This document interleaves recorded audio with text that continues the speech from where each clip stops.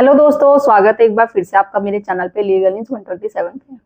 जी हाँ दोस्तों, आखिर कानून ने जो स्त्री धन का जो धारा लगती है आईपीसी 406, जिसे हम कहते हैं स्त्री धन के लिए लगाया जाता है, तो ये एग्जैक्टली अगर बात किया जाए ये इसके लिए लगता ही नहीं है। तो आखिर ऐसा कानून ने किया क्यों है बदलाव?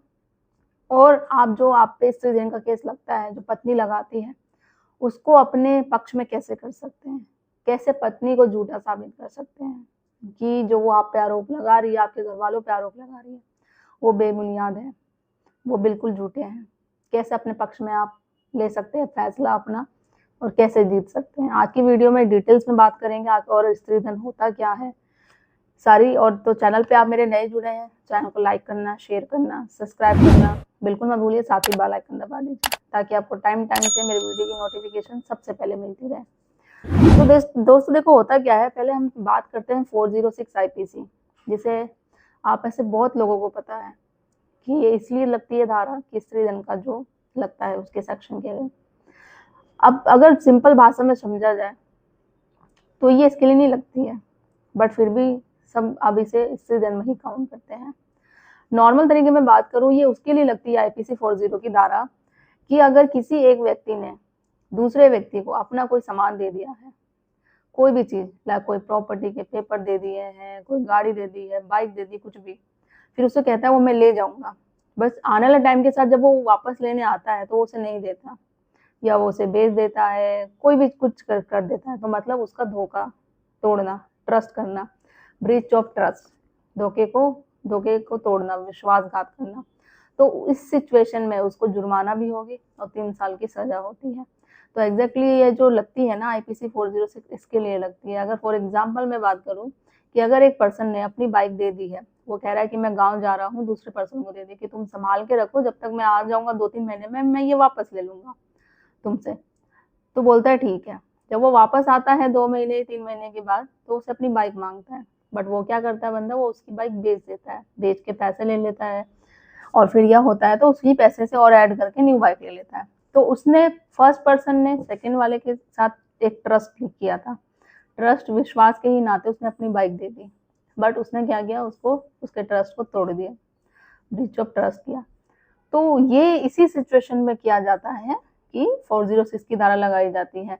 नॉर्मल अब भी काउंट करोगे, देखोगे, आपको भी खुद पता चल जाएगा। इस धारा के अनुसार अगर यदि कोई व्यक्ति किसी दूसरे व्यक्ति की संपत्ति सौंपी गई है और वह उसको बेईमानी से दुरुपयोग करता है और या उसे अपने लाभ के लिए बदल देता है, तो उसे 3 साल का कारावास या जुर्माना या दोनों ही हो सकते हैं, दोनों ही दंड मिल सकते हैं। तो ये किया जाता है। अब कानून ने इसको एग्जैक्टली बना दिया। क्यों ऐसा? क्योंकि पत्नी जो क्या कहती है कि स्त्री धन के लिए रिकवरी का केस लगाती है, कि वो एग्जैक्टली ऐसा ही बना देती है कि भाई मेरी जो संपत्ति है, मेरा जो स्त्री धन है, वो एक लंबी चौड़ी क्या करेगी, लिस्ट भेज देती है, जाएगी थाने में कंप्लेंट करेगी, लिस्ट दे देगी कि ये मेरी चीज है, मुझे पति ने, ससुराल वालों ने नहीं दी, तो मुझे इसकी रिकवरी होनी है। मतलब ये साबित करती है कि भाई ये मेरी चीज थी, इन्होंने धोखे से हथिया ली है और मुझे वो वापस चाहिए, इसकी रिकवरी चाहिए। तो इसलिए अब क्या हुआ, कानून ने इसको इसके साथ ही जोड़ दिया 406 की, जो ये है नहीं। चलो फिलहाल हम बात करते हैं, अगर आप में से जिस लोगों को नहीं पता होगा तो वो भी पता चल गया होगा ये 406 किसके लिए धारा यूज की जाती है। अब कंटिन्यू चलती हुई आ रही है, कानून ने क्यों बदला, क्योंकि वो अब महिलाओं ने इसको वैसा ही कर दिया है। अब हम बात करते हैं स्त्री धन होता क्या है। आप में से बहुत लोग कंफ्यूज होते होंगे, क्योंकि पत्नी क्या करती है, जब भी जाती है ना, स्त्री धन की एक लंबी चौड़ी लिस्ट दे देती है, जिसमें कि वो भर भर के 1-1 किलो का सोना लिखेगी, घर के फर्नीचर के सामान लिखेगी, किचन के सामान, बर्तन वर्तन सब कुछ नहीं छोड़ेगी, चम्मच गिलास कटोरी सब मेंशन कर देगी। अगर पति से पूछा जाए, वो मना कर देगा कि ऐसा कुछ मिला ही नहीं है। एक बात क्लियर कर दूं, और उसके अलावा क्या करती है पत्नी, कि जो आप लोगों को चीजें मिली है दहेज में, आपको मिली, आपके परिवार को मिली, तो वो दहेज काउंट नहीं होगा ना, वो पत्नी का सामान होगा, और वो स्त्री धन नहीं है। वो अगर घर वालों ने दिया है तो उसको दहेज नहीं बोलेंगे, उसको एक गिफ्ट दिया जाएगा। उन लोगों ने शादी में आप लोगों को गिफ्ट दिया है, कोई दहेज का सामान नहीं है, तो आपने कोई दहेज नहीं लिया, गिफ्ट मिला है आपको शादी में, ठीक है। तो पत्नी अगर बोलती है कि भाई इन लोगों ने दहेज लिया, या उसके घर वाले ही बोल देते हैं, तो ये बिल्कुल गलत है। और ऊपर से एक्चुअली वो बोलते हैं कि उन्होंने दहेज दिया, तो भाई दहेज देना तो अपराध है, दहेज लेना भी। आपने तो ये बोला नहीं कि हाँ मैं तो दहेज ले रहा हूँ, जिससे कि आप फंस जाओगे। वो लोग बोल रहे हैं दहेज दिया है, तो दहेज देना अपराध है, इस पे आप खुद भी केस कर सकते हैं उन लोगों पे। और बात रहती है जब पत्नी बोलती है कि मेरे घर वालों ने तुम्हें या कुछ सोने के चेन दिए या तुम्हारी मम्मी को दिए, सिस्टर को दिए, वो सब मेरी है, तो नहीं, वो उसकी स्त्रीधन काउंट नहीं होगी। ये आपको मिली है, शादी में एज अ गिफ्ट मिली है, तो ये आपकी ही है, पत्नी की नहीं है। जो सिर्फ उसको मिली है, उसके पेरेंट्स ने दी है, तो वो उसकी ही काउंट होगी। ठीक है, तो ये चीज क्लियर कर दी है। जो आप में से लोग बहुत सारे कंफ्यूज होंगे, तो वो उसकी ही होगी। ठीक है, तो ये चीज है। तो अभी क्लियर हो गया होगा कि स्त्रीधन कौन सी होती है। अब आप में से देखो बहुत सारे लोग ये कंफ्यूज होंगे कि भाई पत्नी क्या क्या करती है। बहुत सिचुएशन में यही होता है, ज्वेलरी तो कई बार ले भी जाती है, फिर भी झूठे आरोप लगा देती है। क्यों? क्योंकि आपको फंसाने के लिए। उसकी जो डिमांड होती है, इच्छाएं होती है, या उसके घर वालों की डिमांड होती है कि भाई हमने तो शादी में इतना खर्चा किया था, अब हमें सूद समेत वापस लेना है, तो कैसे ले। तो इसलिए वो एक लंबी चौड़ी लिस्ट दे के बैठ जाती है करवाने के लिए। तो और कभी अगर पुलिस वाले आपके साथ फोर्सफुली करते हैं, आप पे दबाव डालते हैं कि आप सिग्नेचर करो कि ठीक है आइंदा से कि ऐसा कुछ होगा नहीं, और उसमें लिस्ट के भी नाम ऐड होते हैं, तो गलती से भी सिग्नेचर मत करिएगा। सिग्नेचर करना मतलब आपने एक्सेप्ट कर लिया है कि आपने दहेज लिया है, या उसका स्त्री धन जो जो वो चीजें ले रही है वो आपके पास है, तो सिग्नेचर बिल्कुल मत करिए। आप बोलिए क्लियर कि मेरे पास नहीं है। अगर ठीक है, पत्नी अगर लगा रही है आरोप, तो आप एक काम कर सकते हैं, वहीं पे आप डिमांड कर दो कि ठीक है पत्नी जो बोल रही है कैसे ऐसी लिस्ट दे रही है रिकवरी के लिए, तो बिल मंगाओ, बिल मांगो विथ जीएसटी बिल। ठीक है, क्योंकि जो वो रिकवरी स्त्रीधन की मांग रही है, तो भाई बिल तो होगा ही। अब बिल नहीं होगा तो वो फेक बिल तो बना नहीं सकती है, क्योंकि जीएसटी के साथ, तो क्योंकि ऑलरेडी जिस बना हुआ है। अगर मान लिया ले देके कैसे भी उसने अगर फेक बिल बना लिया भी, ठीक है, पेड जीएसटी का, तो उसको क्या होगा, जहां से उसने ज्वेलरी ली है शोरूम वाले को, उसको उसका जो भी अमाउंट बनता है जीएसटी का, उसको पे करना पड़ेगा, मतलब एज ए टैक्स। क्योंकि भाई वो भी थोड़ी ना वो टैक्स कहाँ से देगा शोरूम वाला, ज्वेलरी वाला। अगर वो फेक बिल बना रहा है तो उसको भी तो आगे टैक्स पे करना पड़ेगा, तो ऐसे तो फ्री में वो भी काम नहीं करेगा।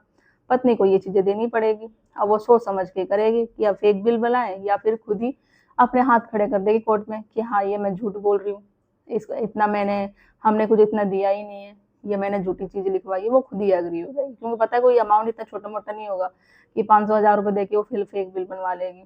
और जो इतने लाखों का कितने का वो आगे पेश कर रही है रिकवरी के लिए, तो सोच समझ के करेगी, तो उसकी गलती सामने आ जाएगी, बिल दे नहीं पाएगी। एक तरीका और है इससे बचने का, कि अगर कोर्ट जैसे नहीं मानता है आपको, जब आप बोलते हो कि पत्नी से बोला जाए बिल के लिए, जीएसटी बिल के लिए, कोर्ट ने अगर परमिशन नहीं दी, पत्नी को नहीं बोला बिल के लिए, तो आप इस सिचुएशन में ऐसा कर सकते हैं, कभी कभी होता है ना जज नहीं सुनते हैं, तो आप ऐसा करो, जो उसने लिस्ट दी है, तो आप ऐसा करो जो भी उसका अमाउंट होता है ना, आप कोर्ट में वो जमा करा दो। पत्नी को नहीं देना, आप कोर्ट में बोलो जज को कि मैं ये इसका अमाउंट एक जमा करा देता हूँ, ठीक है, मुझे पता है ये वैसे तो मैंने लिया नहीं, आप बोल रहे हैं फिर भी ये पत्नी को नहीं दिया जाएगा, कोर्ट में ही जमा रहेगा। कोर्ट का जो केस हमारा चल रहा है उसका डिसीजन क्या आएगा बाद में, कौन सच्चा है कौन झूठा है, जब तक ये साबित नहीं होगा पैसे नहीं मिलेंगे। मैं झूठा साबित हो गया कोई बात नहीं, पत्नी को पैसे दे देना, और जब आप पता चल जाएगा पत्नी झूठी है, तो मुझे मेरे पैसे खुद वापस मिल जाएंगे। तो ये एक अच्छा तरीका है, कोर्ट को भी इससे पता चलेगा भाई लगता है ये इतने शॉर्टी से बोल रहा है तो सच्ची होगा, और पत्नी तो कुछ बिल दे ही नहीं पा रही है। या फिर ये चीजें आप बोलो, तो बोलने के बेस पे क्या पता जज खुद ही बोल दे कि हाँ भाई आप एक काम करो, जो आप इतनी लंबी चौड़ी लिस्ट दे रहे हो उसका बिल लेकर आओ, तो वहीं पे हक्की बक्की खुद रह जाएगी पत्नी। तो ये चीजें हैं। और एक जो होता है ना, एक चीज और की जाती है इसमें अफवाह बना रखी कि स्त्रीधन में जब आपको आरोप लगा दिया जाता है, तो उसमें जमानत नहीं ले सकते, तो ये बिल्कुल गलत बात है। स्त्रीधन में आप अगर रिकवरी के लिए, रिकवरी हुई हो या नहीं हुई हो, उसमें आप जमानत ले सकते हैं, ऐसा नहीं है कि जमानत नहीं ले सकते। तो आई होप जो मैंने चीज़ें आपको क्लियर करी है, ये चीज़ें करिए, डरने की ज़रूरत नहीं है। सिग्नेचर बिल्कुल मत करिए फोर्सफुली, ठीक है। अगर आपको कोई डराता है, धमकाता है, चीज़ें करते हैं या इमोशनल ब्लैकमेल करते हैं, वो चीज़ें नहीं है। पत्नी लेके जाती है, आपके पास है रिकॉर्ड, सारी चीज़ें हैं। मैं बोलती हूँ जब लड़ाई झगड़ा होता है पहले ही आप रिकॉर्ड करने लग जाओ, एविडेंस बनाने लग जाओ, क्योंकि आगे काम आ जाएंगे। कॉल कर लो पुलिस को, उसी समय एक कंप्लेंट दर्ज कर दो। ये चीज़ें आप पहले से ही अलर्ट रहोगे ना, क्योंकि पत्नी आपको पहले ही अलर्ट मोड पे रख देती है, बट आप नहीं पहचान पाते। आप छोड़ो यार, आप ये चीज़ करके इग्नोर मार देते हो, मेरी पत्नी है कोई बात नहीं, मान जाएगी, सभी ऐसे करते, कोई नहीं, ऐसा इतनी बड़ी सिचुएशन नहीं आएगी। तो बहुत कम चीज़ों में होता है ऐसे, बहुत कम लोगों के साथ होता है कि वो मान जाती है, आ जाती है। जब आपको पता है, जब उसने वहां जाके केस कर दिया ना, एक बार थाने चली गई, कोर्ट चली गई, तो फिर सोचो वो वापस नहीं आएगी। वापस आएगी भी तो आपकी जिंदगी बर्बाद करने के लिए। तो फिर आप पहले ही अलर्ट हो जाओ। तो अगर इस सिचुएशन से रिलेटेड सेम आपका भी केस है, कोई हेल्प चाहते हैं, कुछ क्वेरी चाहते हैं, तो आप अपॉइंटमेंट बुक करके बात कर सकते हैं। ज़्यादा से ज़्यादा लोग तो वीडियो शेयर कर दीजिए। चैनल को सब्सक्राइब करना बिल्कुल ना भूलिए। जल्दी मिलती हूँ मैं कैसे इंफॉर्मेटिव वीडियो, तब तक के लिए थैंक यू।